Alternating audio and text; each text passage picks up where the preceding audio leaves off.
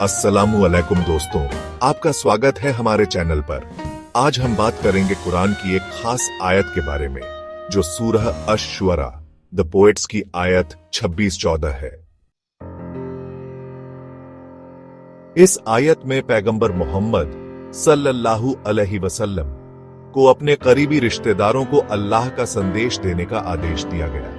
साथ ही हम जानेंगे कि कैसे पैगंबर साहब ने अपने कबीले को एकता और सच्चाई का रास्ता दिखाया। तो चलिए शुरू करते हैं। कुरान की सूरह अश-शुअरा यानी सूरह 26 में आयत 214 में अल्लाह ने पैगंबर मोहम्मद सल्लल्लाहु अलैहि वसल्लम से कहा, अपने करीबी कबीले वालों को सावधान करो। ये आयत उस समय आई जब पैगंबर साहब को मक्का में अपनी नबूवत की शुरुआत में अपने परिवार और कबीले को अल्लाह का संदेश देना था। ये सूरह मूसा अलैहिस्सलाम की कहानी भी बयान करती है, जिसमें उनके फराव के खिलाफ संघर्ष और इस्राएल की संतानों को बचाने की बात है। इसके अलावा इस सूरह में नूह, आद, थमूद, इब्राहिम, लूत और अहलुलैका जो एक पेड़ की पूजा करते थे जैसे लोगों की कहानियां हैं, जिन्होंने पैगंबरों की बात नहीं मानी और उनका बुरा अंत हुआ।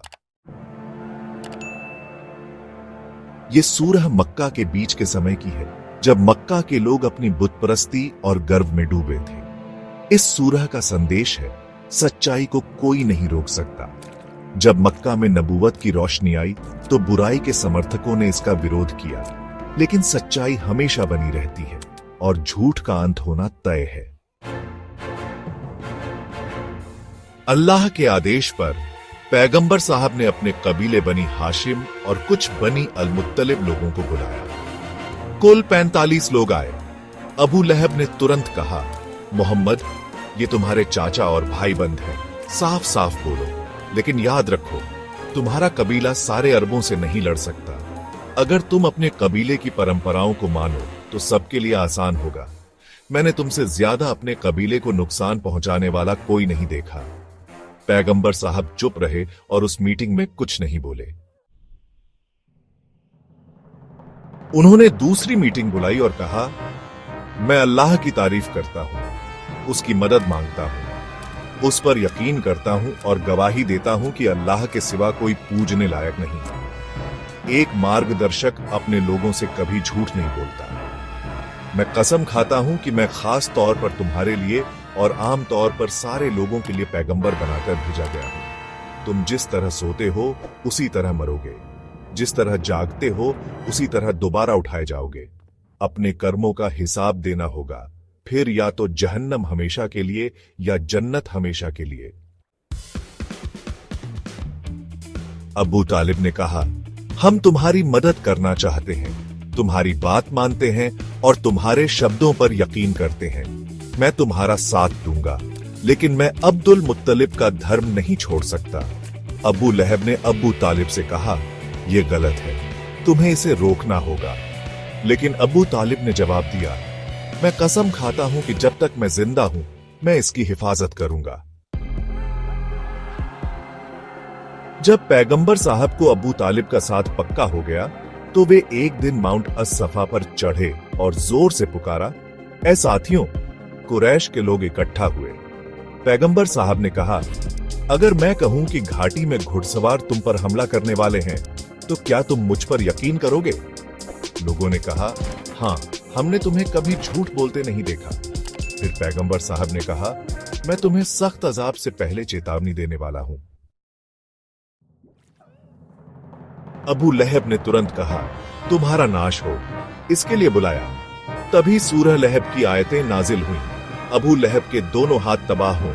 सूरह नंबर 111 आयत नंबर 1। अबू हुरैरा रजी अल्लाहु अन्हु के मुताबिक पैगंबर साहब ने कुरैश के लोगों को बुलाकर कहा, ए कुरैश, अपने आप को आग से बचाओ। ए बनी काब, अपने आप को आग से बचाओ। ए फातिमा, मोहम्मद की बेटी, अपने आप को आग से बचाओ। मैं अल्लाह के सामने तुम्हें किसी चीज से नहीं बचा सकता, सिवाय इसके कि मैं तुम्हारे साथ रिश्ता बनाए रखूं। इसके बाद जब आयत 1594 नाजिल हुई, जो तुम्हें हुक्म दिया गया है उसे खुलकर बयान करो और मिश्रक लोगों से मुंह मोड़ लो, पैगंबर साहब ने बुत परस्ती की बुराइयां बतानी शुरू की और साबित किया कि ये झूठी और बेकार है। मक्का के लोग गुस्से में आ गए। उन्हें अपनी पुरानी परंपराएं छोड़ना मुश्किल लग रहा था। वे जानते थे कि अल्लाह की एकता और आखिरत पर यकीन करने का मतलब है अपनी सत्ता और गलत कामों को छोड़ना, लेकिन वे पैगंबर साहब जैसे सच्चे और नेक इंसान का विरोध नहीं कर सके। उन्होंने अबू तालिब से कहा, तुम्हारा भतीजा हमारे देवताओं को बुरा कहता है, हमारे धर्म का मजाक उड़ाता है, या तो उसे रोक या हमें उस तक पहुंचने दे। अबू तालिब ने उन्हें शांत किया, लेकिन पैगंबर साहब अपने मिशन पर डटे रहे। उस समय हज का मौसम आने वाला था। कुरैश को डर था कि अरब के लोग पैगंबर साहब के संदेश को सुनेंगे। उन्होंने अल वलीद बिन अल मुगीरा से सलाह ली। कुछ ने कहा इसे जादूगर कहो, कुछ ने पागल कहा, कुछ ने कवि कहा, लेकिन अल वलीद ने कहा सबसे अच्छा है कि इसे जादूगर कहो, जो अपने जादू से बाप बेटे भाई भाई को अलग कर देता है। इसके जवाब में अल्लाह ने सूरह 74:18-25 में अल वलीद के लिए आयतें नाजिल की, जिसमें उसकी चालबाजी की निंदा की गई। अबू लहब पैगंबर साहब के पीछे पीछे चिल्लाता, ये झूठा है, इसे मत सुनो। फिर भी पैगंबर साहब ने मक्का में हलचल मचा दी और कुछ लोगों को अपने संदेश पर यकीन दिलाया। तो दोस्तों, ये थी कहानी उस दौर की जब पैगंबर मोहम्मद सल्लल्लाहु अलैहि वसल्लम ने सच्चाई का रास्ता दिखाया और हर मुश्किल के बावजूद अल्लाह का संदेश फैलाया। अगर आपको ये वीडियो पसंद आया तो लाइक करें, कमेंट में अपने विचार बताएं और चैनल को सब्सक्राइब करना ना भूलें। हमारे साथ बने रहें। अगले वीडियो में फिर मिलेंगे। अल्लाह हाफिज।